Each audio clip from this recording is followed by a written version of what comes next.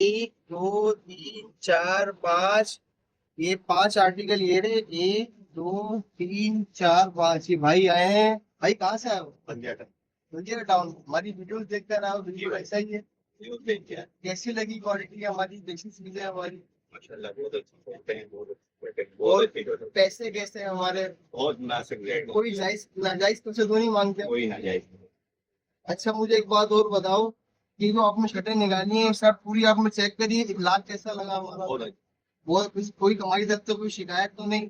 इसलिए हम चीजें दिखाते हैं, वीडियो पे वैसी चीजें देते हैं, ऐसा ही है। कुछ क्या कहना चाहोगे बल्दिया वालों को अपने? भाई सारे आ जाओ खान भाई की दुकान पे, माशाल्लाह बहुत टाइम से आ रहा हूँ मैं। बहुत प्यारी शर्टें, ऐसी पैंटों की क्वालिटी, ऐसी शर्टों की क्वालिटी पूरी मार्केट में गई है।